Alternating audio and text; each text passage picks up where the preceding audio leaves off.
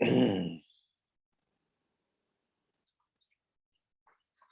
put my phone on silent. Let's do that.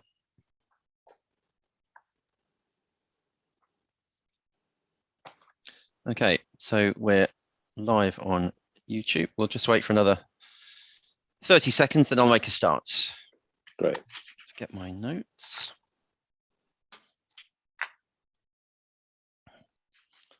I haven't looked at the chat, but I see there's 5 messages in there. It's normally people just saying hello.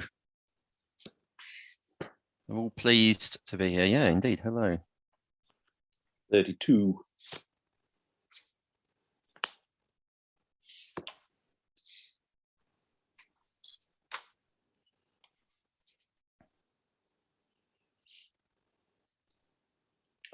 Well, everyone's saying hello now. Yeah, we've set a trend. Hello, everyone.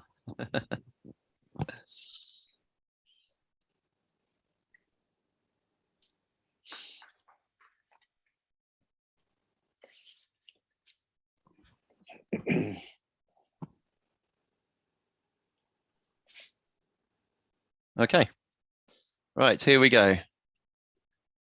Thank you very much, everyone, for joining us here this evening.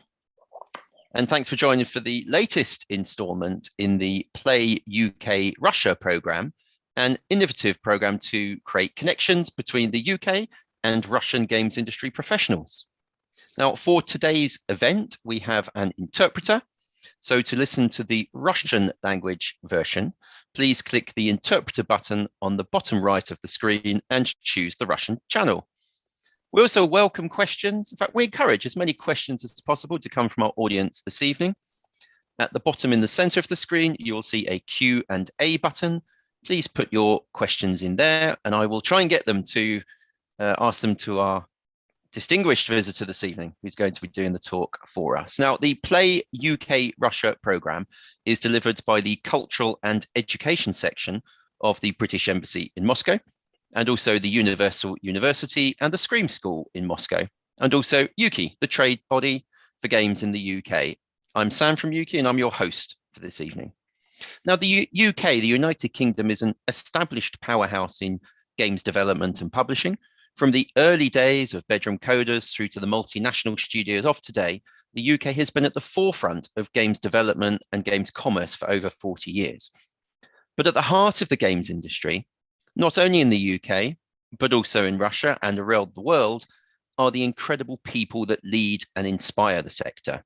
And in this series of events, you will hear from industry leaders from the UK games industry. They'll share their stories, their passions, their successes, and some of their failures.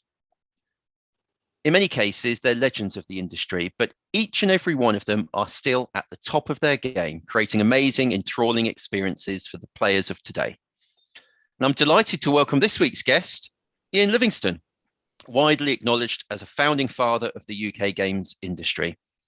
I'm not going to go into too much detail here because Ian will tell you his story, but just as a very quick snapshot, co-founder of Games Workshop, launched Dungeons and Dragons in Europe, co-authored a raft of major book releases in the Fighting Fantasy series, executive chairman for Eidos when Tomb Raider was released, is an angel investor in a raft of UK studios, and today is the chairman of Sumo Group PLC and the co-founding partner of Hero Capital, a VC fund investing in video games.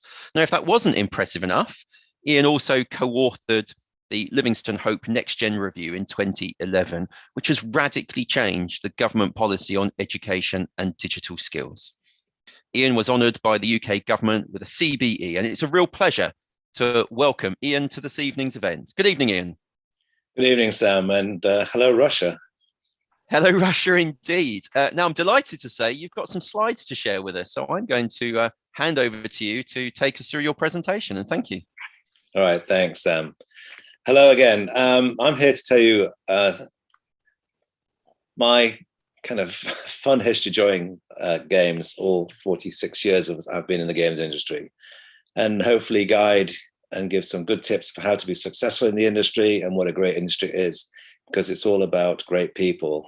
I think the game industry, as part of the entertainment industries, is one that is an industry that's not being transformed by celebrity or some of glamour that you expect in film and TV and music. There are great people making games, and long may it continue. But my story is, as Sam said, started back in 1975 when I started a company called Games Workshop. An old school friend, Steve Jackson, moved into interactive books in the 80s. Then video games, primarily with Eidos in the 90s. And then I became an angel investor when Eidos was acquired by Square Enix of Japan.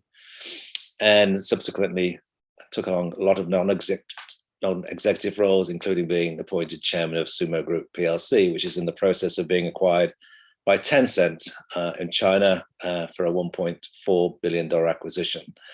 And last but not least, I turned from being an entrepreneur to an investor by co-founding a venture capital fund for the games industry space called Hero Capital. And I'm going to tell you a little bit about that. So I'm also an avid board games player and collector. I mean, that's really what got me into my hobby originally. And you can see on my shelves here a little bit of my collection that I have got one Russian game. I can't remember what it's called. I'm sure people could maybe put in the chat what it actually means, but I love my board games because of the social interaction, the fun of people playing together and just enjoying the experience and smiling and doing deals and then reneging on those deals. It's all great fun. So, I got into the games industry not long after chess was invented. I started a company called Games Workshop. As I said, this is me and my two school friends. I'm the handsome guy with the beard and the glasses, holding our very first trade order in 1975. And Steve Jackson on the far right, and John Peake in the middle. And we want to turn our hobby of playing games into a business of making games. And we published this little newsletter called Owl and Weasel, and you can see in February 1975. And we sent it out to everybody we knew in games. And not that we had sent it to him directly, a copy arrived on the desk of this gentleman. This guy, really, we all owe a huge debt to, because this is the man who invented Dungeons and Dragons. This is Gary Gygax. Now, Gary had received a copy of the Owl and Weasel, although we hadn't sent it to him directly. He sent us a letter saying, loved his magazine, love our magazine. Here's this game he's just invented. And that game was Dungeons and Dragons. And as you can see, it didn't look much. A plain box with a very ordinary illustration on the front. But when you opened the box, it opened your imagination like no game had ever done before, to my mind, and no game perhaps ever will again. And D&D, with the whole role-playing aspect of it, was really the foundation of much of the video games as it is today. All the role-playing games, the MMOs, the World of Warcrafts, the Skyrims, what would they have been without the original origin story of Dungeons and Dragons? We played it. Steve and I became obsessed. Here was a game in which we took on the roles of heroes and wizards, fighters, clerics, thieves, and navigated a dungeon, rooms and passageways filled with monsters and treasure that had been designed by a dungeon master. So it was effectively instant theater as you collaborated, exploring these dungeons, killing monsters and finding treasure. It was transformational for the imagination, and the rules came into play to decide success or failure. But basically, it was interactive theater on the fly. We ordered 6 copies because that's all the money we had. And Gary Gygax was kind enough to give us a 3-year exclusive distribution agreement for the whole of Europe, because he was also operating out of a flat in Lake Geneva, Wisconsin, in the United States. And we were kind of making it up as we went along. We decided to leave our jobs, go to the States, sign up all these American games companies, came back to the UK with nowhere to live and no money, and lots of orders on their way being delivered from the US. So we thought, well, we better raise some money. And I'm going to talk about investing in video games later on. But from my own experience, it was very difficult in those days. There was no equity funding. There was no opportunity to go to VC funds for a games industry entrepreneur. So you go to the bank manager, who at that time was very closed-minded about this particular aspect. So we go in and say, got this great game. It's a role-playing game. It's that you're a hero and you're a wizard, and you go in these incredible journeys of the mind. And the bank manager looked at us rather like a dog watches television, had no understanding of whatsoever what we were talking about. And so Steve and I didn't get our bank loan and were obliged to live in a van for 3 months. We managed to hire a small office the size of a bread bin, and we joined a local squash club. But our life was a very small, triangular life of doing mail orders during the day, into the van at night, up early, into the squash club for a shave and a shower, and got very good at squash by default. But those days were pretty difficult to be successful. So we had to fund Games Workshop out of cash flow. And here we are in our little office in 1976. In fact, when a customer arrived, one of us had to leave the office because there was enough room for the three of us in the room. But when you're passionate and you're young and you believe in something, you're driven by that. And whilst it's a bit predictable to say it was living the dream, we really were living a dream to our minds, because this was our hobby and we were being able to create a business around it.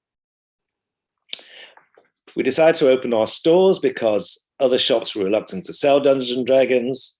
And this was the opening day of our first Games Workshop store in 1978 on a very damp April morning. But we were very happy, as you can imagine, to see a large crowd of people waiting outside for the shop to open.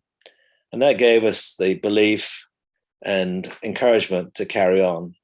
Of course, Games Workshop grew over time, became a lot more professional.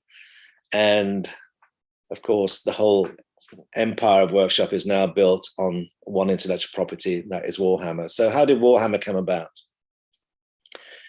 Well, as I said earlier, we had a 3-year exclusive distribution agreement with TSR, the publishers of Dungeons and Dragons, at the end of which Gary came over to see us and said he'd like to merge his company with Games Workshop.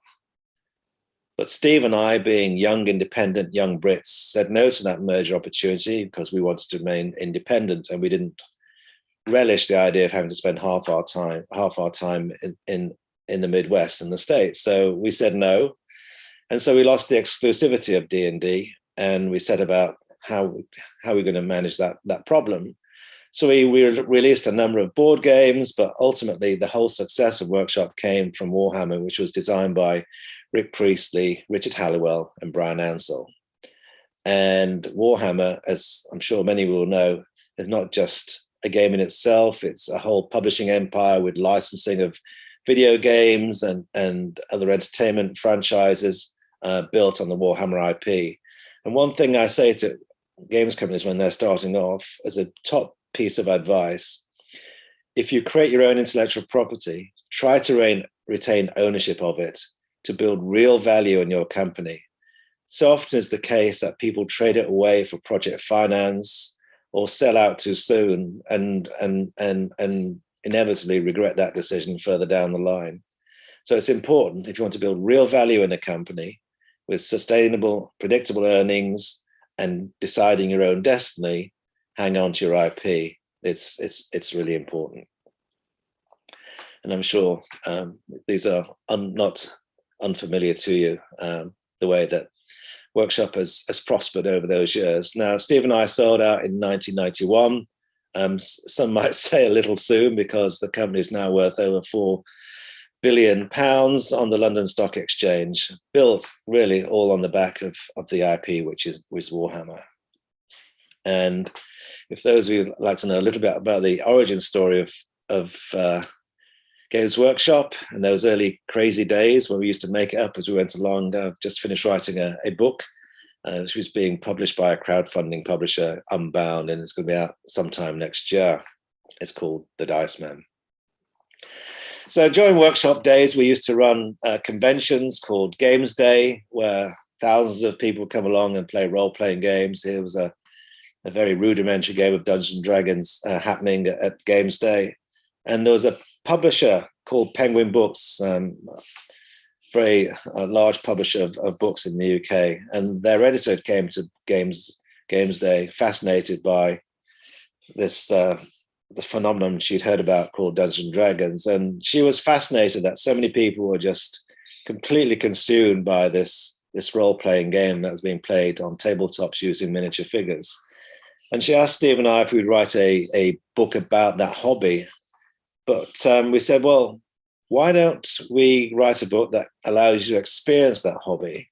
And she said, sounds like a great idea. Tell us more. And that's how our very first interactive Finding Fancy game book came about. Here you can see the Warlock of Firetop Mountain and Forest of Doom. They look like a normal paperback, but in fact, they were totally different because they were an interactive book in which you, the reader, are the hero, broken up into numbered paragraphs, at the end of which you would make a decision. In this case, whether you were going to do a deal with this guy who's holding this basket to take you up to a higher floor, or just ignore him. So there are hundreds of ways of going through these books, but only one correct way. And they became a phenomenon in the UK and then Europe and then the rest of the world. And they ended up selling some 20 million copies globally, which you would think would be seen as a good thing. Because they were called Fighting Fancy game books, they had that word game that seems to annoy lots of parts of the establishment and society in general, particularly in those days. They received a lot of bad publicity. The Evangelical Alliance published an 8-page warning guide about them, saying that if you're going to interact with ghouls and demons, you're bound to get possessed by the devil. A woman housewife in deepest suburbia phoned her local radio station saying, having read one of my books, her son levitated. But of course, all the children thought, well, for a couple of pounds, I can fly. Oh, great, I'll have some of that.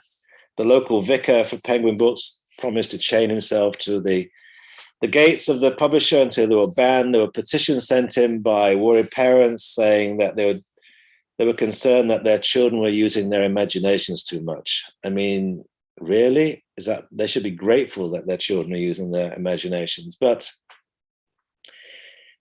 history has never been kind to games. In the 1850s, Scientific American talked about how chess was kind of really a waste of time and people should be doing much nobler things than wasting their time playing games.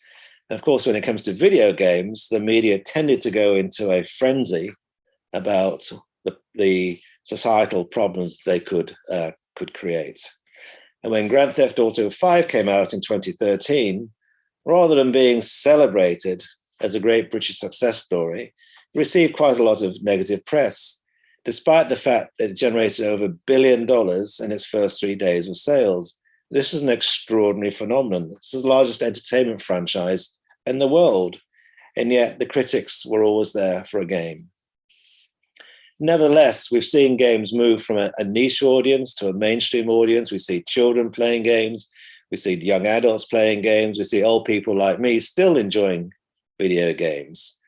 The games are pervasive on public transport. Wherever you go, you see people playing games on their smartphones. We've seen how technology transforms the opportunity. Facebook came in the early 2000s with making Facebook a social games platform. And then, of course, Apple comes along with touch screens to enable a whole different type of casual game to be able to play. We've seen how VR is now making big inroads once again. We've seen AR. We've seen how esports have taken hold. Some of the older people of my age have no understanding why people would want to watch esports. They say, why aren't they watching real world sports? I said, well, today's generation of children, they live their lives through their smart devices. Everything they do, they interact with. So guess what? They also want to have their entertainment being interactive and watch the best in class play games. So you're seeing huge audiences watching esports for large prizes and being streamed to millions of people around the world on Twitch and other streaming platforms. We've seen again how the games industry is actually building the metaverse. We hear Mark Zuckerberg talking about the metaverse, but really it's all about video games technology that's driving that ambition and the opportunity. How Axie Infinity has gone from nothing to a huge company in a very short time, where players are able to earn real money whilst they play. So this is another dynamic, again driven by gaming technology. We've seen how the metaverse itself really is not only built on games technology, but how we don't just play together, we come together, we hang out together, we can transact together, we can converse together, we can run our lives in a digital sense, meeting the real world in the digital worlds that are being created really on the back of games worlds. So I would also argue, if these critics could part their prejudice against one or two titles that are 18 rated that shouldn't be played by children anyway, and think what's happening cognitively, I'd argue that games are good for you. A, they're social. You're coming together with like-minded friends, having a good time in a social context. They're good for rehabilitation. Older people can really benefit from playing from games, both physically and mentally. Games require you to problem solve. You can't get through a game without problem solving. It's absolutely essential.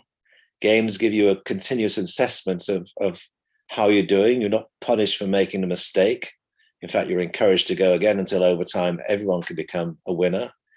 Games are effectively a management simulation in many cases. Here, Roller Coaster Tycoon, understanding the physics of building the rides, the economy of pricing the rides, the staffing levels required to manage those rides, do it right, and you'll be successful. Do it wrong, you're not punished. You tweak the parameters until over time, everyone can be successful. Theme park manager, that's management simulation. Games like SimCity can contextualize something in school might be boring, like urban planning and regeneration. Games like Minecraft encourage creativity. A 3D architectural tool, effectively digital Lego. A child can learn that applying the heat of a furnace to silica sand, they can build glass and put that in their environments. It's that learning by doing, contextualizing the application of knowledge, which is so important for children, I would say, today. Surgeons can obviously operate without any dire consequences. And of course, flight simulators are a game without the scoring. And I'm sure most people prefer their pilots to have learned using simulation software rather than just reading a book.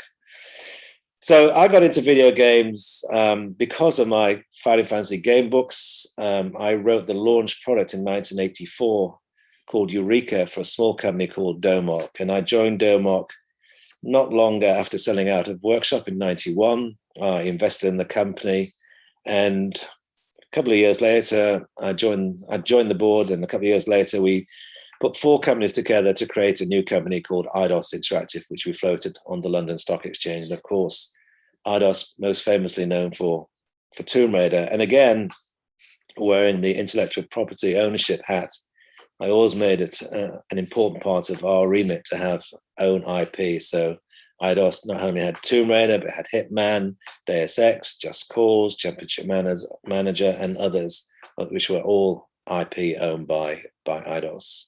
So who created Lara Croft? Just to put the record straight, it was Toby Gard, who worked at our office in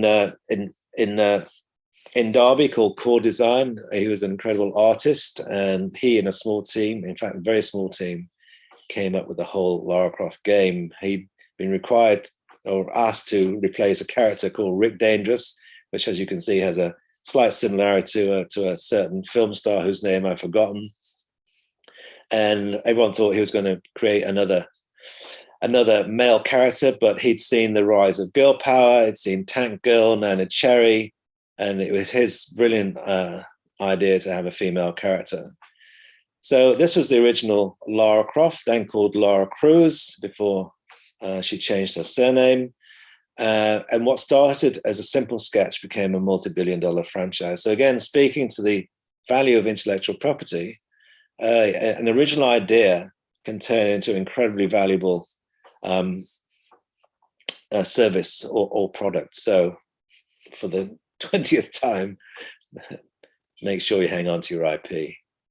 Here's some early Lara Crofts, and Tomb Raider finally came out in 1996.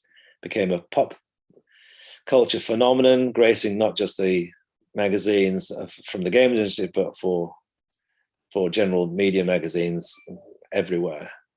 And it got to a point, of course, where Lara Croft, incredible character that she became, survived the test of time like James Bond in cinema. All these companies that you see and recognize here were all very happy to give our company money to be able to use Lara Croft to promote their products, which was good for us, of course. They gave us the money, but secondly, they were marketing and promoting Lara Croft as much as their own products. And they all talked about huge success by that association with Lara. In fact, Lucozade, a soft drinker here in the UK, benefited from a 10% increase in its sales, and even changed the name from Lucozade to Larazade for a 3-month period. And then again, if you own your own IP, all the ancillaries, revenue you can get from licensing and merchandising all goes to help build a franchise on a global scale. So whilst again, I'm no longer associated with Lara Croft, haven't been for a number of years now, I always say long live Lara. So getting to where the UK is in terms of the video game industry, we are a very creative nation. Look at our film, our fashion, our music, our television, our publishing, our architecture, and of course, our video games. We got off to a flying start with video games because the BBC Micro was a cornerstone of computing in schools, and the Sinclair Spectrum was an affordable programmable computer in the 80s. So it's no surprise that you put a mini programmable computer into a hand of a creative nation, and hey presto, one of the outcomes is video games, to the point today where there are over 2,000 game studios in the UK, a lot of them small micro studios, bootstrapping their way through life on a part-time basis, but with great ambition, and there's no reason with the right help that they can't create the next large franchise.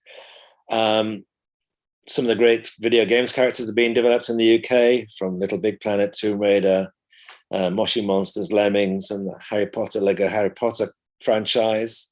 We're very good at making games, and that rich heritage going back to the very early days from Manic Miner to Elite with David Braben, to Lemmings, and of course GTA, and of course Peter Molyneux, who spoke to you recently with Populous, Football Manager, and a whole raft of console games that have been successful globally over the years. And mobile games has also had huge success. There's some rather extraordinary successes right here on the screen from a number of UK companies, and we're really good at developing our industry on an incredible basis to have more diversity, not just in consumption of product, but in the creation of products. And it's great to see so many people now coming together to make content that might not, or probably would not have been made some 15 or 20 years ago, perhaps not even 10 years ago. The industry also benefits from two great trade associations. Of course, I'm more well known with being with Yuki, having been on the board for 10 years till I timed out. And I was vice chair of Yuki, and there is a national video games museum which is promoting the cultural remit of games, not just being games behind glass shelves or on glass shelves. It's really pushing out the skills agenda and the cultural impact of games, to where we are on a global basis, where there are some 3 billion gamers worldwide, 10 million new gamers every month. This is a $200 billion $2 billion a year industry. It's incredible, but largely goes unnoticed. Some of the huge entertainment franchises generating hundreds of $millions in revenue. Fortnite moved the bar again, creating this mini metaverse where people not just play together, but participate in large events. But at the same time, the industry until a few years ago, well, probably 15 years ago, was still governed by consoles and PCs that were intimidating to some players. But along comes Apple with swipe technology and an all-you-can-eat, easy-to-access app store, presenting and creating a new way of playing from casual games that's kind of doubled the market overnight, effectively. And ultimately, you see today some 50% of the revenues coming from the industry are coming from mobile, which is extraordinary. Seeing how games like Clash of Clans out of Finland are still successful today, as the game industry has moved from a physical product sold at a premium price in retail, managing the distribution channel ultimately to get to consumers. And if those games weren't as good as the publisher or developer thought they were, you'd get physical returns in terms of inventory. And so managing that supply chain with all the inherent risk around physical product and returns was challenging in our days of IDOS. But today, of course, games are now a service, often free at the point of delivery, and being able to monetize a global audience on day one through whatever digital platform you choose to release on, from PCs through Steam and other digital platforms, to digital consoles, to smartphones,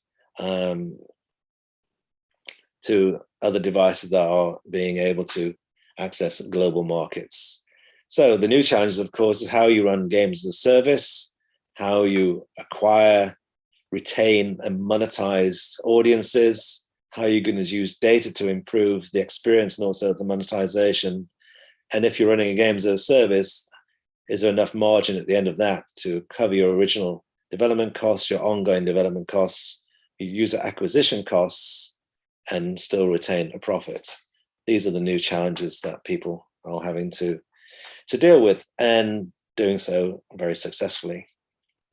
So whilst the App Store is a huge opportunity, it's also a very small shop window, and there's often several hundred dead birds for each angry bird that's developed out there. So you have to make sure that you use data in a way that improves your access to users and your acquisition and retention of users.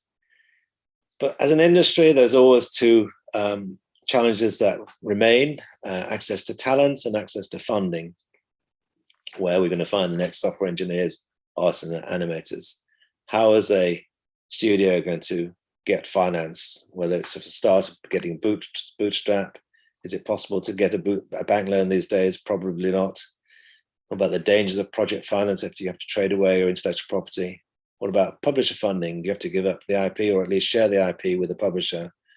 Are you on a rev share basis? In which case, how do you negotiate the revenue share? Or do you give up some equity to be aligned with an investor who has the same ambitions and goals as you do as a developer?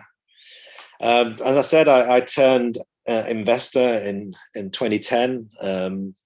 I've invested quite a few independent studios in Europe, mainly in the UK. Had a couple of very good exits. Playdemic created Golf Clash. We sold it to Warner Brothers in 2017. And it was probably, some of you will know that Warner Brothers sold Playdemic to Electronic Arts for $1.3 billion earlier this year. And Mediatonic was also an early investor. Again, that was sold to Epic for north of $500 million quite recently. Of course, Mediatonic, best known for Fall Guys. And when I invest, it's always looking for a partnership arrangement, a great creative person with an equal standing and operational level as the business person, each enabling each other to be successful.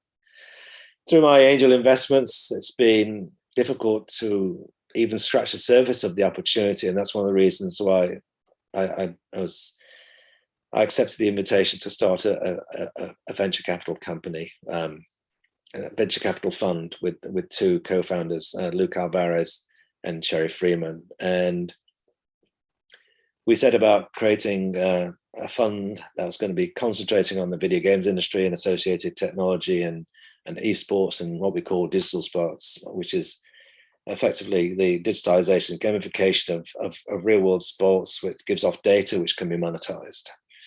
So we believe that games, esports, d-sports, and their technologies are a core ecosystem for entertainment, economic, and social life in the new economy. That's our basic mantra. We also are very aware that Europe in particular has over-delivered in content creation, but has always been underserved by capital. Only a fraction of the games companies in Europe receive venture capital funding, and Hero is here to do something about that. We've made 20 investments so far, and we're always looking for new talent and opportunities. And I'm well aware of the incredible talent that exists in Russia. I had dealings with 1C in the 90s, and I'm well aware of the incredible success of the likes of Zeptolab and Playrix with Fishdom and Gardenscapes. Strong heritage of PC development and understanding of technology and also entertainment. So if anybody wants to contact me for VC funding, you know where I am. So we do Series A, Series B. What by that we mean Series A being 1 to 3 million euros and Series B being 3 to 7 million euros. We fund what we call the gap. A lot of companies are able to get off the ground through friends and family, through various government initiatives in the UK. The enterprise investment scheme is very tax advantageous for investors, and has seen the birth of many video games companies that might not have got started otherwise. And later on, there's lots of capital around to accelerate growth in very mature businesses, but there's that gap, the 22 to 20 million euro requirement that's missing right now, and that's where Heroes finds its sweet spot. So we will also look at startups, but we tend to do a little bit more follow-on funding. So the trends we're seeing, the rise of hypercore, hybrid casual, where different mechanics are coming together to create a new experience. I think I just mentioned Playrix. I think they evidence that more than anybody else. We've seen the sports strategy and mobile growing. Everyone's talking about the metaverse these days, is massively social games where people come together to play and to be. There is lots of exciting dynamics happening in the games industry. And, I've been in this game industry some 45 years, and I have no intention of retiring ever. So some top tips, I think, from me, if you're looking to start a games company. I don't know where you are in the ecosystem, but for me, it's don't be afraid of failure. Failure is success work in progress, but make sure you fail fast. Retain ownership of your intellectual property. Try not to trade it away for project finance. Do what you're good at and partner with somebody to do the jobs you can't do or don't want to do. As I said, Playdemic and Mediatonic evidence that completely brilliantly, in that the creative and the business were working in partnership at the very top of the company which results in their success, doing what they were both best at. And this is a people business, so you have to treat people well. So again, ideas are cheap, and it's the execution of the idea that's hard. And if that idea doesn't work out, just stop it quickly and take your learnings and move on. Don't start out by saying, I'm going to make lots of money. Money should be a byproduct of doing something that you really enjoy and do it well. And if you do it well, because you enjoy doing it, you will be rewarded ultimately. Try not to be a kind of Me Too person. Try to be different if you can. I get pitched with people saying it's like a combination of this and that. And frankly, it's not enough innovation can be a good reason not to invest. And also make yourself investor ready before asking for investor funding. When we were in the 70s trying to get that bank loan, to be fair to the bank manager, we didn't really present very well. We were just excited by Dungeons and Dragons. We didn't really have any PowerPoints to show them about cash flows and management plans and projections and costs. We were just young and enthusiastic. That just afraid does not work today at all. And it didn't work then. And if you can, to give comfort to an investor, do what the Americans say, have some skin in the game. Show that you're invested in it with at least a lot of time and effort so you can demonstrate something in a meaningful way. And hopefully you put some money in yourself, because that shows real commitment. Understand the business of games. It's getting more complex, but it's really important to understand the business models, the distribution models, partnerships, platforms, and data science, which is pointed out data.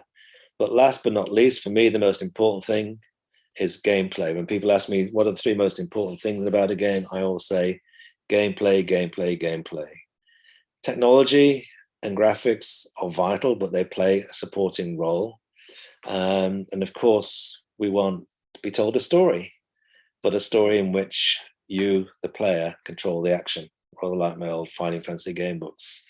So ensure that gameplay is the number one mantra. And if you're going mobile, top tip, have an open mouth icon. It's really important. If you want success, all the icons have to have open mouths.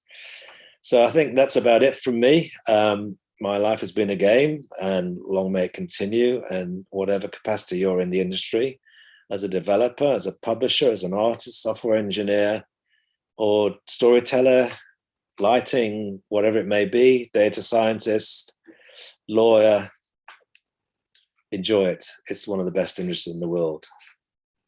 Thank you.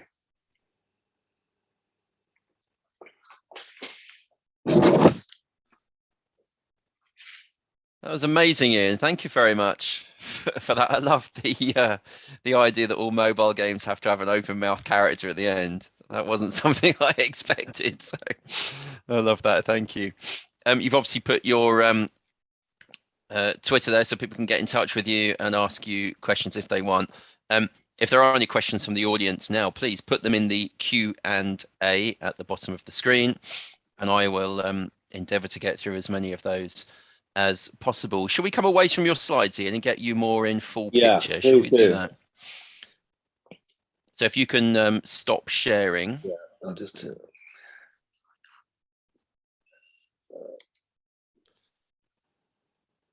Wonderful. So we can see you in full glory. If I'm that's still right. here. Yeah, you're still there. Yeah, that's all right. Oh dear, right. That was in many ways a whistle-stop tour through an amazing career, interspersed with an awful lot of really valuable advice about the games industry, which is fabulous. We'll come back to a lot of those points, but I'd like to talk about you a little bit, if that's all right, some of your motivation. So we heard this story, the excitement of the D&D. You're still playing D&D, aren't you, every month? Isn't that right? Of course. Can't get away from it. I play more board games, honestly. These behind me, I play with a group I've been playing with from the 80s. In the group is Steve Jackson, my co-founder at Workshop, and also Peter Molyneux and Clive Robert, who's also at 505, and a couple of other friends. And we play board games, and I write a newsletter, the Games Night newsletter, in which I just kind of tear them apart in the newsletter. And we keep scores, and at the end of the year, there's a cup to be presented to the winner. The Games Well, Ian, Night. you're quite a competitive individual. I was about to ask about the competitiveness of these clubs. You know, winners are grinners. Well, the idea is to keep these people as friends, so don't beat them too much. And I like the story of you leaving the UK and going to the US and really risking everything and seeing what you could come up with. That shows a real sort of entrepreneurial spirit. Now, diving a little bit deeper into that, so you're successful author, things are going brilliantly for you there.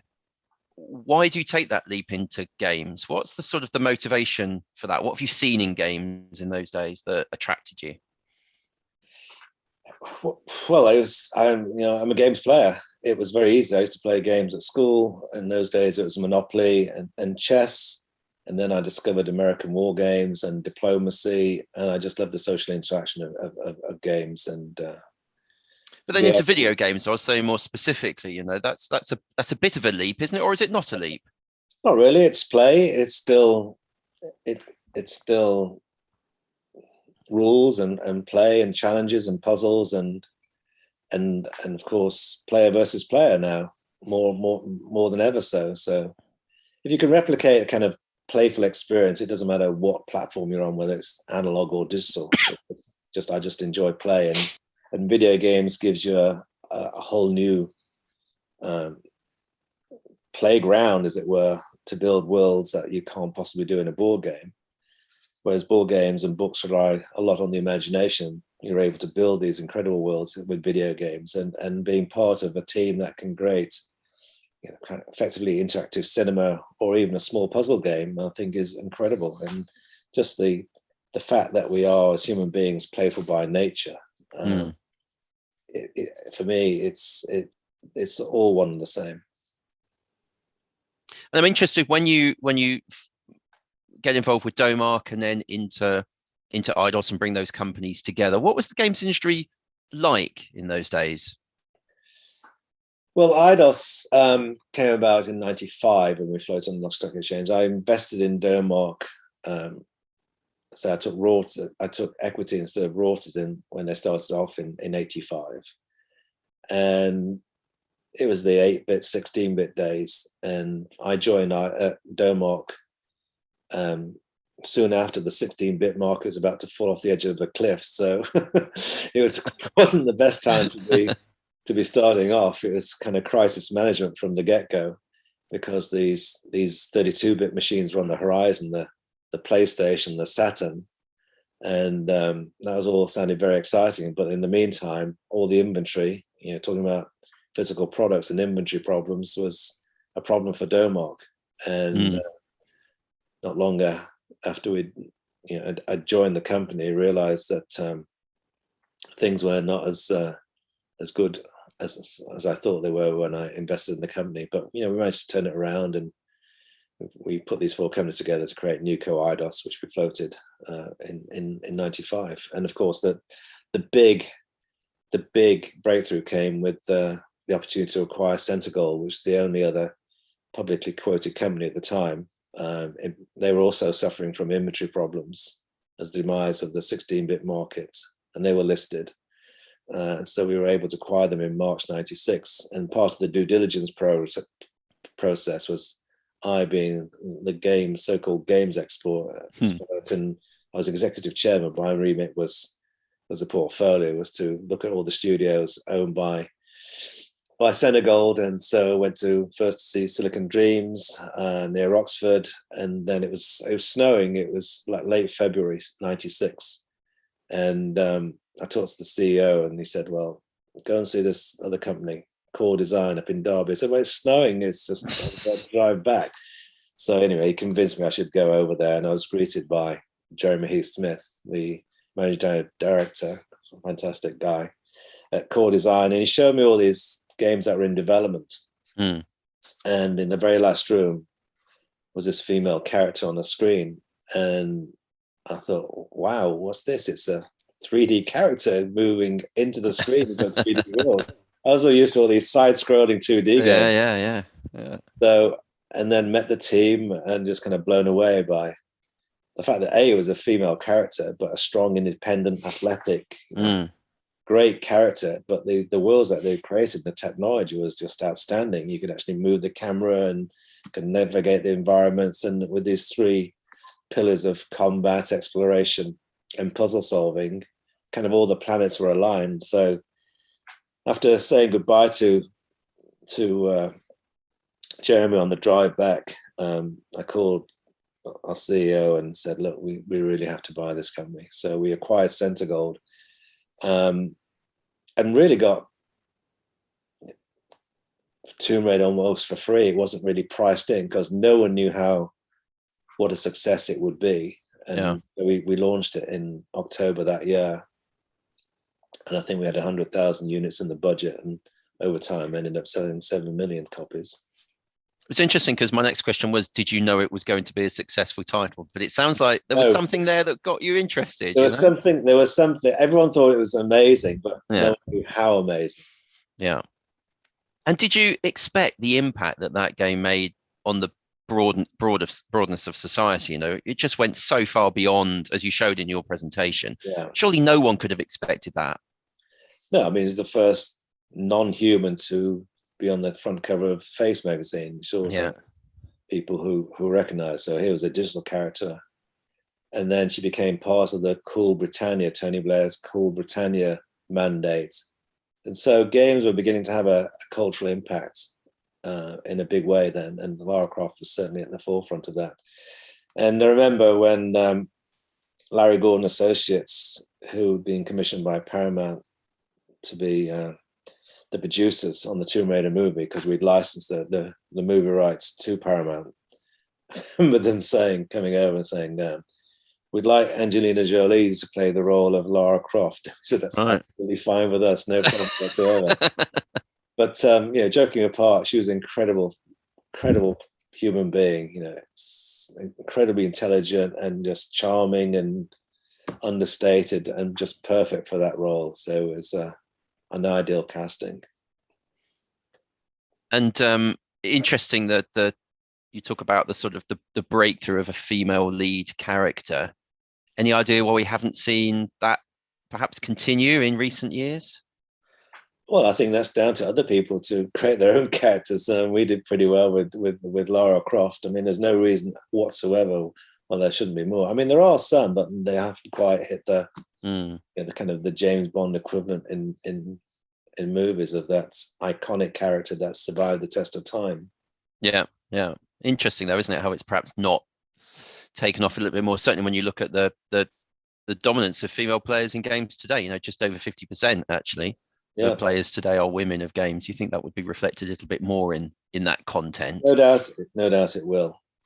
And it was really nice that you talked about the increase of actually women leaders, business leaders in the games industry as well, inspiring and leading. And that, you know, this is all due to that steps that you took early on with Tomb Raider, almost certainly. It's absolutely important. I think it's reflective of where the industry is going. It's still relatively a young industry, you know, in terms of the film. We're not really much beyond black and white in terms of time that's passed, and yet I think it's advanced so much. I mean, let's face it, back in the early days, it was young guys making content for young guys. So it's either shoot something or kick something. You're sort of using guns or some sports. But over time, as there's been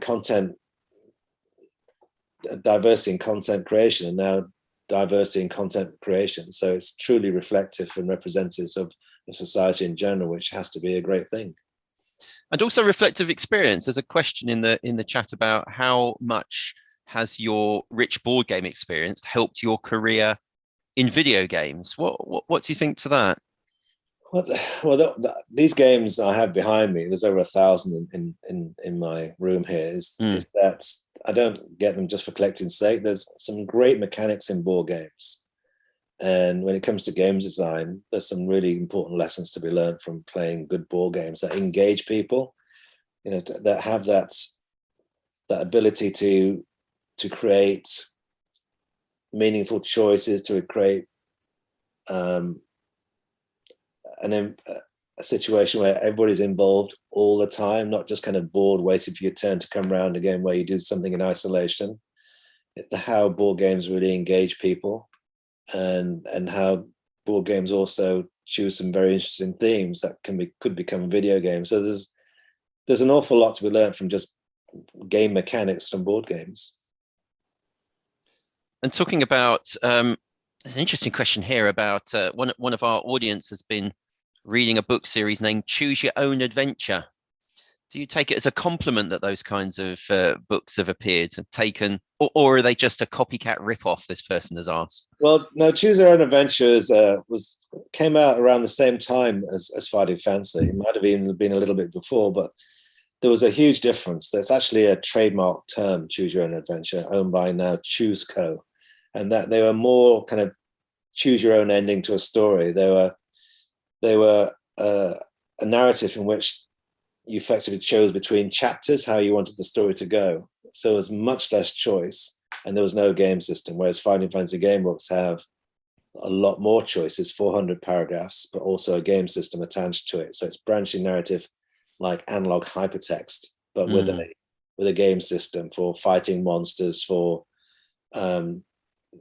deciding the outcome of events. So Final Fantasy is a lot more gamified in that context than Choose Your Own Adventure, which is just interactive story. Right. And when you're thinking about your stories, your books, do you think on a global level? I mean, how on earth can you cater for an audience that's so diverse? You know, the question here from the audience is that the Russian mentality is very different from the English, at least to their view. How can you make something that works globally? Because it's been an amazing thing. Yeah, Final Fantasy ended up being published in over 35 countries, and with some 25 languages, so they do resonate with a global audience. But the thing is that everyone likes stories, but if you can be part of that story, happy days. So this is a fantasy setting normally, worlds of monsters and magic, in which you are on a quest to slay some evil beast or find some legendary treasure. And this is all about you. So a normal book is a linear, effectively a broadcast, and where you may or may not relate to the hero or heroine of that book. And sometimes you can get bored with it. With the Final Fantasy game book, you are the hero. You're empowered to make all the decisions. It gives you agency. And that agency is really enjoyable. As I say, it speaks to Generation Z in particular, to be in control of their destiny. And so that basic premise does have global appeal. So they sold 7 million copies originally in the UK, but they also sold 3 million copies in France, over 3 million copies in Japan. They did really well in the USA. I believe they were published in Russia, but I never got to see any copies. They were published in all over the world, as you say. So it's just that everyone likes mythology, everyone likes hearing about stories, but guess what? These books allow you to participate in the stories. A really difficult question for you, with the audience seeing so many board games behind you. Someone has dared to ask the question, which would you recommend for a beginner? I mean, clearly it depends on what kind of character you are, or is there a sort of an established route to get into board games? Well, I'm glad you didn't ask me which my favorite board game, because I always have to say, start asking me what's my favorite child, and I've got 4. I'm going to ask you what your favorite game is in a minute, so just be prepared for that one. But so it depends on a number of things: how many players, how long you want to play for. Do you like complex or light games? So it's difficult to recommend one size fits all, for want of a better expression. But the good introductory games for me are games like Ticket to Ride,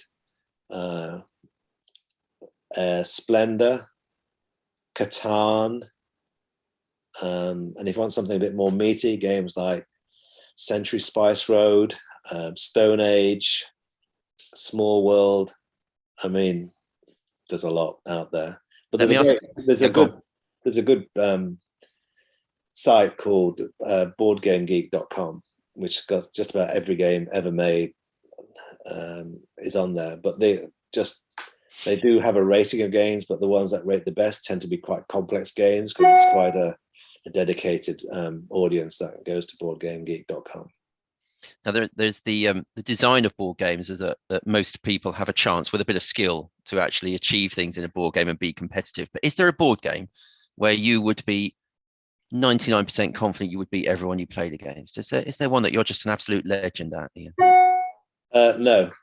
No, fair enough. Okay, that was good. But if people can't buy the physical copies, there's also another website called boardgamesarena.com, where a lot of the games I just spoke about you can play with friends online, but there's just effectively physical components but in 2D, so it's a top-down view.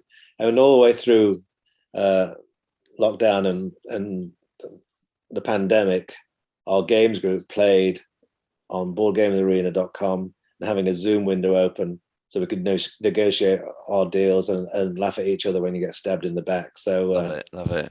That's always a good one to look Is at. there any dressing up involved, by the way? Never. Okay, all right.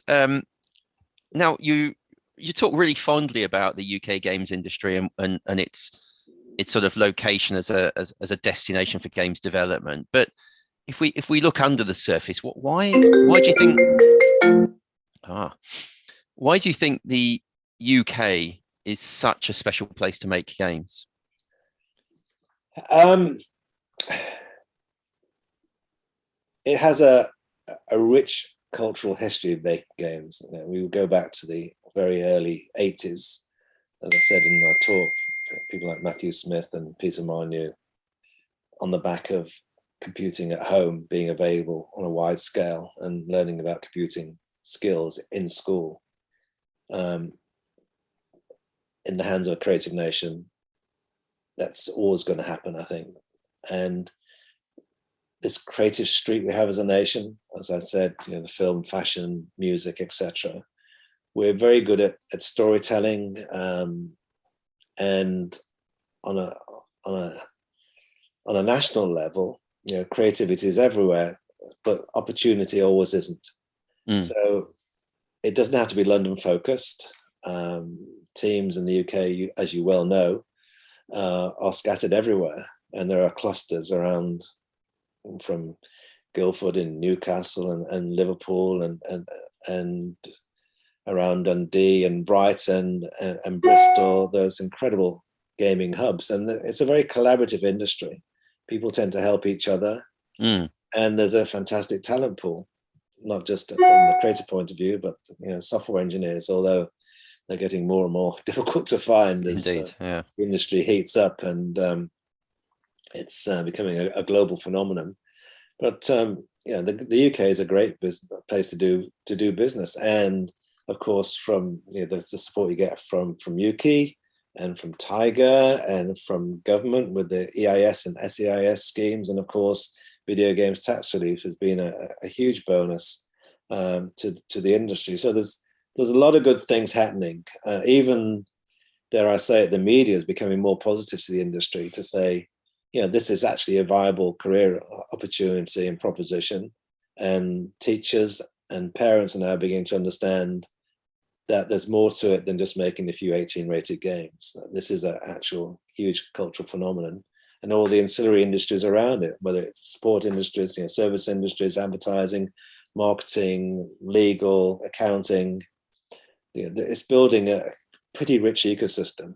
I mean, you'd be able to tell me more accurate than I, but it's something like $7 billion of activity in the UK from the game industry, which is pretty big. And it's no surprise, of course, that you know, a lot of our studios have been looked at and acquired by overseas companies. You know, the USA and Japan and China are looking very favorably at the UK talent here and the studios and the content that's being created. And I would always argue to government that, you know, please support this industry. Otherwise, it could leave a situation where everything is foreign owned. But the one good thing, of course, is maybe that's not such a big problem, because we can always start again. You know, with a constant ability to create new ideas and new services and products in the industry. Yeah, about 250 new UK games companies set up a year. So there's plenty of that coming through. We'll come back to the investment thing, because there's been lots of questions about it, and I'm really interested to hear your quite unique view on it, given the career you've had looking at that. But it's probably a really difficult question to answer, but I'm going to throw it anyway. If we talk about you know, the UK being such a special place, if we look at the Russian games market, you've got some amazing talent, but it's still sort of an unknown talent. There's still a bit of work for hire. There's not too much of sort of own IP and development. I'm not going to ask you to fix that or to change it, but do you have a steer on perhaps what the Russian games industry could do to sort of build its own identity? I think it needs to make a lot more noise about its success stories. I mentioned that I had dealings, commercial dealings during the IDOS days with a company called 1C, based out of Moscow. We saw how Zeptalad did incredibly well with Cut the Road. We see how Playrix did incredibly monumentally successful with Fishdom and Gardenscape. So it's not for a lack of ability or a lack of success. I think there's just not enough noise made around it. There is fantastic things happening in Russia, but they tend to be not telling the whole world about those successes and not having enough dealings and relationship with the rest of the world.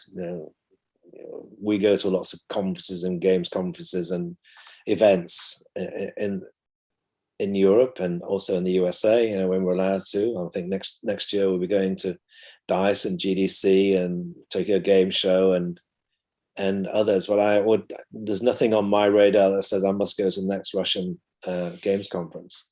Yeah. So I think getting a good trade association, I don't know if there is one in Russia, getting conferences organized to invite foreign speakers and get that ecosystem around the studios that are clearly doing quite well and very well in the case of Playrix.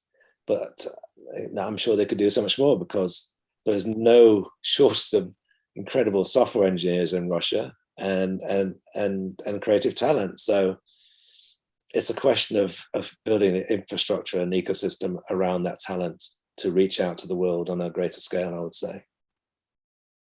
I want to come to, thank you for that. That was an awkward question, but I think that's a brilliant answer, and lots of things for our audience to think about, and the people that we're working with here in the British Council, about how we can help encourage that growth as well, which we should be doing in partnership if possible.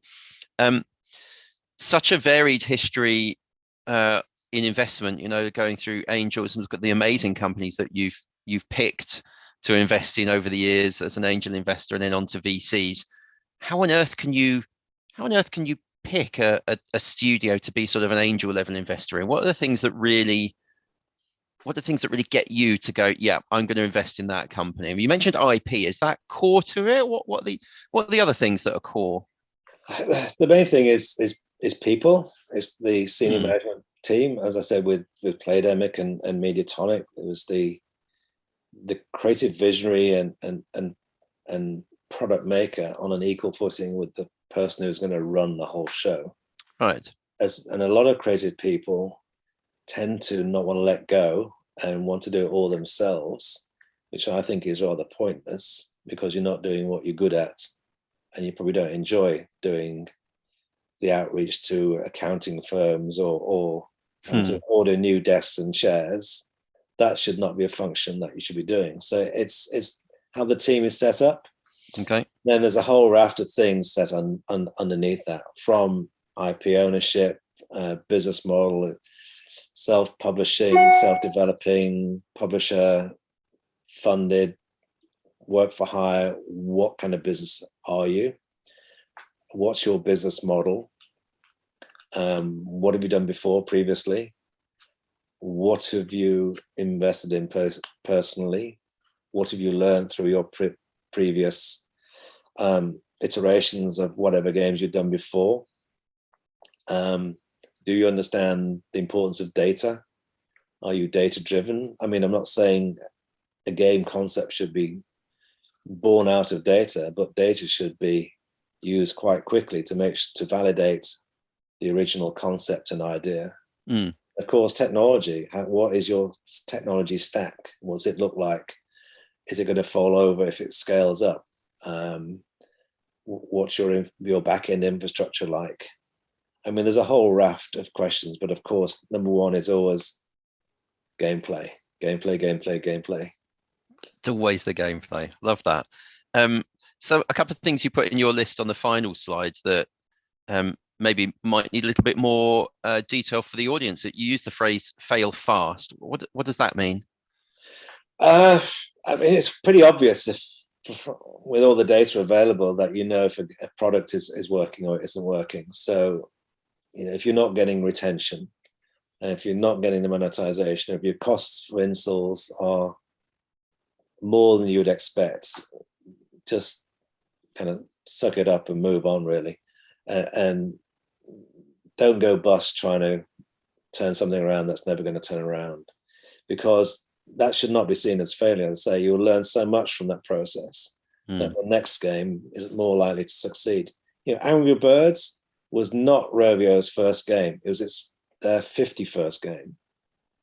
So they had a lot of learning before they ultimately came up with Angry Birds. And there's lots of examples of other companies who've failed many times, but make sure that you have the capacity to go against the well. So, that's why I say investment is so important, to give you the runway to allow you to fail and ultimately become successful.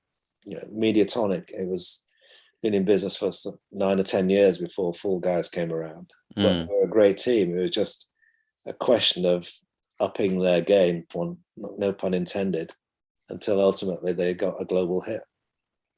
I like the phrase talking about make yourself ready before asking for funding. Get your business absolutely where it needs to be before you go and get investment. How does a studio know when the time is right? Are there sort of indicators that now is the time to push on and go and get that investment? Well, if you're struggling and unable to hire the best talent, then you need money. But unfortunately, a lot of creative people don't know how to go about getting money. I mean, I didn't myself back in the early days of workshop. You just kind of breeze into the bank manager and expect them to give it to you on the spot because you found a good game. And they need to know whether you're able to run a business.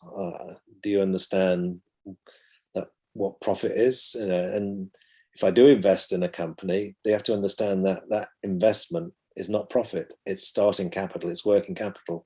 Don't confuse the two. They still have to execute using that capital to ultimately make a profit. So it's take advice on how you actually raise capital, whether it's raising it from friends and family. If you're starting off in the UK, check out the EIS and SEIS schemes, get pre-approval, because in SEIS, an investor can effectively get 50% of the investment back at the end of the tax year.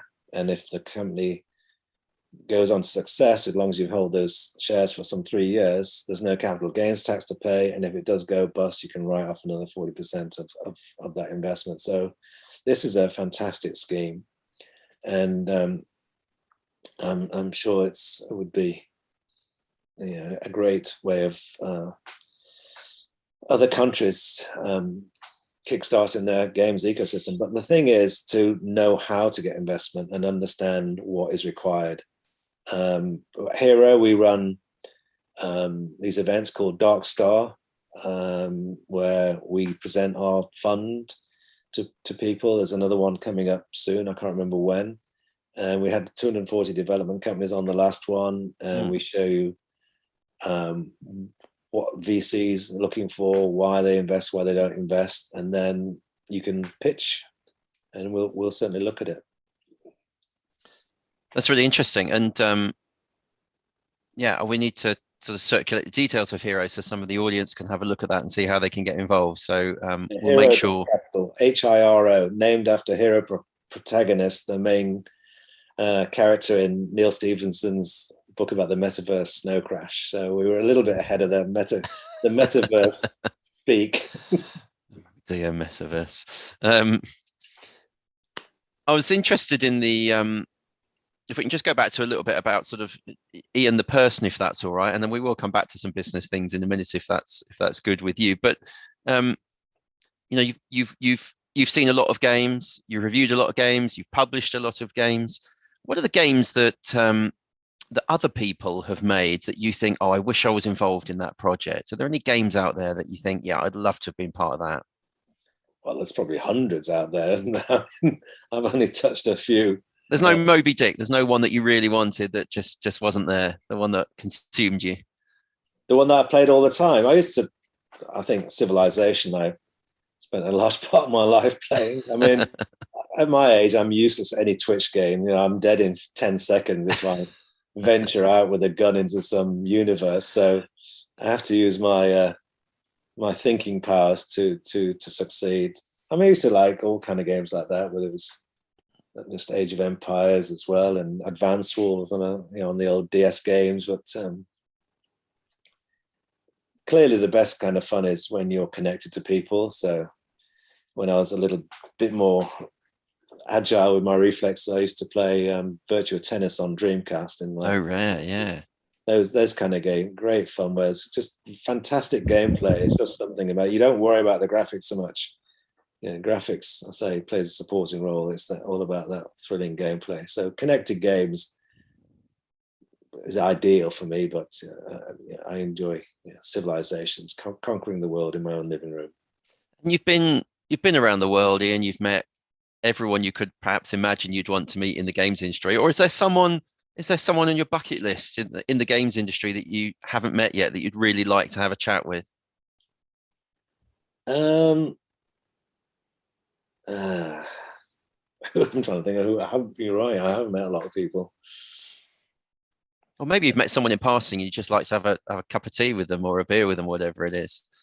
Yeah, I mean, I've met him, but never spoken to him. It was Miyamoto. Right. I'd love to have had spent time with him. I've met him, but so that would be, I guess, on my bucket list for spending time with. I mean, I've hung out with some pretty interesting characters in my time, from Nolan Bushnell and others, and Gary Gygax, and a whole raft of games industry luminaries, Will Smith, and I mean, yeah, lots of them, but never spent time with Miyamoto, and that would be great. You've not mentioned one of your other passions, actually, football. You're a huge football fan. I am. Do you want to share your allegiances here? You've got weren't you chairman of a football club for a while? No, I wasn't a chairman. I was when I was chairman of IDOS, we were sponsors of my team, Manchester City. Right. Okay. From 99 to 2002, we were shirt sponsors, and that was another kind of living the dream experience. And it was, I got to meet all my heroes when I used to watch them as a kid. So Colin Bell and Francis Lee, Mike Summerby. That was great, but they weren't doing that well. They were in the second division when we agreed to do the deal. So we had 1 year in the first division, which is now the championship, 1 year in the Premier League, and then they got relegated, so another year in the championships. But it was incredible experience. So we used to have Lara Croft on the pitch before the game. Yeah. Got to meet Noel Gallagher from Oasis, who's a fellow City fan, and happy days. And City, of course, doing well. So I'm not kind of just a Johnny come lately to the team. I am from Manchester. I was born very close to Main Road, where they used to play, and used to go with my dad. And so it's been a lifelong thing. We had 40 years of rubbish, but in the last few years, of course, they've been amazing. So I'm getting my, I think, patient, well-earned success enjoyment from supporting City, which usually was kind of dealing with adversity most of the time. Yeah, all good things come to those who wait, and I think you served your apprenticeship with that lot. And Noel Gallagher always says that was one of his favourite meetings when he had a chat with you. So that's the way it works. Only it was Liam. Oh, it was Liam. Sorry. Oh my word.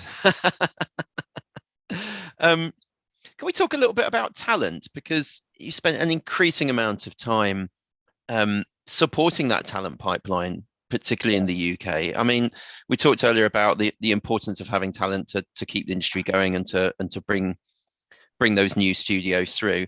Where's the talent coming from in the UK? Because there's 3,000 vacancies in the games industry in the UK at the moment. Yeah, I'm sure there's more than that, to be honest. But where's it coming through? Well, I think you're aware, as you mentioned, the Livingstone Hope review, which is now 10 years old. I used to complain to Ed Vasey, the culture minister at the time, about there was simply not enough software engineers for our industry, let alone all the other digital industries that were booming at the time. And he tasked Alex Openeye to write this review, which was published by Nesta, and who also supplied us with two incredible researchers who did most of the heavy lifting, and also the costs of doing the various polls that were required to get our information, and largely came down to the way software was being taught in schools as not being fit for purpose. In the 80s, they had programmable computers. As I said, the BBC computer was the cornerstone of computing in schools. But over time, it changed to using other people's software. And at the turn of the century, children were learning Word, PowerPoint, and Excel, which is effectively teach them how to use other people's software, being able, rather than being taught how to create their own software. What we were doing effectively was teaching children how to read, but not how to write. They could make a game, they couldn't play a game, they could use a website, couldn't make a website. So our point was, how do you move children being consumers to creators? And we made 20 recommendations in Next Gen, the main one being to put computer science on the curriculum as an essential discipline. And also another one being to have art to count in the English baccalaureate, which it wasn't and still isn't. It doesn't count as part of the Ofsted league table components. So it's a kind of a nice to have rather than an essential discipline, and which again is the bedrock of the games industry, computing and arts. I mean, without it, it's not so great. So anyway, long story short, as you know, computing was put on the curriculum in 2014. We got to Michael Gove, who was Secretary of State at the time, and he was in agreement, and it happened. But my worry now is that it's still quite a dry subject in school. The project work doesn't count for anything. It's still a written exam, usually about quite boring stuff. So the magic of creativity is lost in the subject. UKI were very supportive at the time and still are. Next Gen Skill campaign carried on and did its job, but the establishment kind of missed an opportunity in many ways to take this. So that's one of the reasons why I've opened my own school, the Livingstone Academy in Bournemouth, as a kind of flagship for digital creativity. So we've got an incredible principal there, Kim, who's really executing on our premise of collaboration, project work, contextualizing learning by doing, working with industry, working in teams, and having good exam results as a byproduct of this more authentic learning, or as opposed to the sage on the stage with their broadcast model. People to really understand how to apply knowledge, not just to memorize and regurgitate knowledge. We've got these smartphone devices and a thing called Google where we can get just about any knowledge we require. So it's the application of knowledge, I think. It's going to be great. And part of that, of course, is digital making skills and good art and animation skills. So education is the root cause and could be the root solution for a successful games industry. So we need do more to support the creative industries and digital creativity. It's amazing the work you've done in it, but it is a shame that government hasn't really picked up that and made it happen, isn't it? Well, they have in a sense that this is not a private school. This is a state school, and I guess they're going to wait and see how it pans out. But I'm delighted to say we had, for our first Year 7 intake, we had 150 places and we had 450 children apply. Wow. So that was great. And next year is also looking like it's going to be oversubscribed. So far, so good. I think we could talk all day about that sort of careers and talent opportunity, but I ought to ask some of the questions that have come through from the audience of well, actually. We might try and scoop through a couple of these as quickly as we can, dare I say it. Someone's asked your opinion on AR games. Is that, and I think they're thinking of specifically that sort of hybrid between tabletop and mobile and the like. What's your view on sort of AR games? Well, you can see VR, AR, mixed reality, immersive worlds becoming more evidenced around more, but it comes down to the platforms and the technology that allows that to happen in a very convenient way.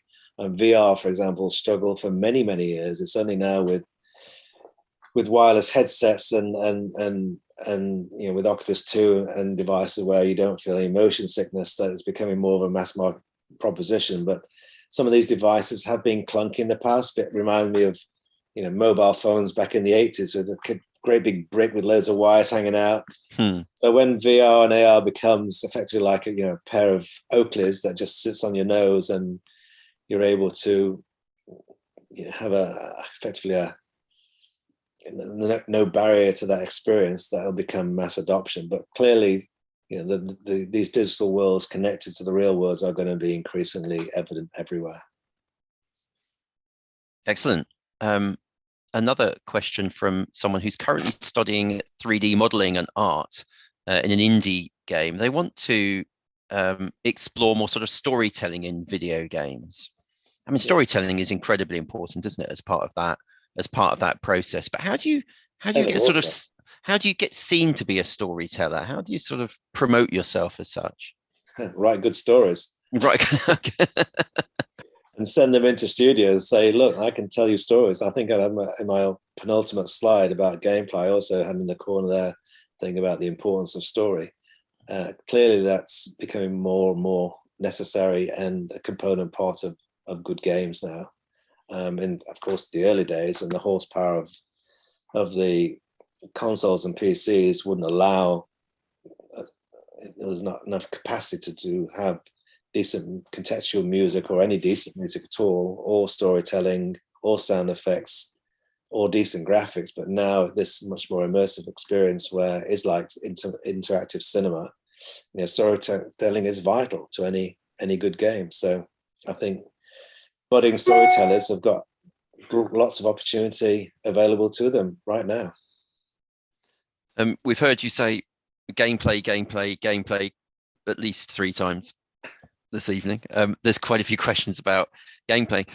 Questions about what makes or breaks a gameplay experience. That's a really interesting concept. So, without giving away too many secrets, why is gameplay so special, and how can you make a game stand out on the gameplay concept? Is it all about innovation, or sticking to existing routes that people will recognize? What's the core of that? I don't think you can define gameplay in any one way, but for me, it's what makes me want to come back time and time again. What is that little sprinkle of magic fairy dust that makes it a compelling experience? What is it that makes me want to engage with other people? What makes me want to do deals, or what makes me want to renege on deals? What is it that satisfies me from having achieved things in that game? I mean, there's just a ton of stuff that makes great gameplay, and it's certainly not the graphics. You can look at a really awful looking game, but if the gameplay is fun, you're spellbound. But it's that intense gameplay experience that makes you want to come back and back and back. And it's not just about, it's got to have 40 hours of gameplay, because it can be half an hour of intense gameplay and I'd be happy, or 2 hours of intense gameplay, if as long as it's priced right.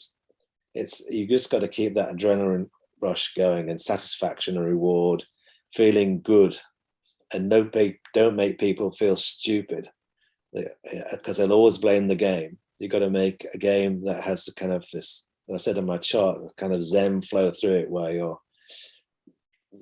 going through in a very satisfying way. There's problems, but you can overcome those problems. You're not suddenly reaching a wall that you can't get over and become frustrated. So there's many component parts, and of course you can start attaching human attributes to that gameplay experience. Maslow's theory, hierarchy of needs, of satisfying the human being's soul and wants, desires, at the same time merge with games mechanics. I mean, it's not an exact science, but if you've done it long enough, you kind of know what needs to be in there, like a recipe. Yeah, the secret sauce. Yeah, love that. We are coming to the end of this. Before I thank you for your time, the floor is yours to tell us what excites you about where the games industry is heading. I mean, you said earlier you're not done yet. There's lots more to come from Ian. What are the things that you're particularly looking forward to going forward? This connected world is massively social games that are coming online. I mean, you're seeing it manifest itself. I was talking about the metaverse, of course. You've seen it on Facebook with the Mile games, the massive interactive live events where the participant, the viewing public can influence the outcome of games. The thing about the game industry is always transformed by technologies. New opportunities come along all the time, of course, with challenges. But every other entertainment industry is pretty static in what it can do. But the game industry is driven by innovation and technology. And if people say to me, what's it going to be like in 5 years' time? I say, I've not a clue, but I look forward to that day. It's hard to know what's happening in the next 5 weeks. Ian, it's been amazing to spend some time with you this evening. So really appreciate that. At this point in the talk, there would be standing ovations, but we're not going to get that tonight because of the nature of this virtual event. But rest assured, it is happening all the way across Russia in particular this evening. So thank you. We call these inspirational talks, and you have been inspiration this evening. So thank you for your time. Thank you very much. Thanks, Sam. I'd like to thank all the participants, attendees that have come along to this evening as well. As I mentioned, this is part of a wider series. We have another talk the same time next week, and we'll be joined by Fiona Sperry, who was at leading in criterion development when such great games as Burnout and Need for Speed were brought to market, and now runs her own indie studio, Three Fields Entertainment. So a fascinating story there for next week. It's the same time. This talk will be made available afterwards. Please share it with people, spread the word, and you'll also be sent links to the previous events so you can hear from some of our other inspirational speakers. Have a good evening, and thank you very much. And thanks again to you, Ian. Bye-bye.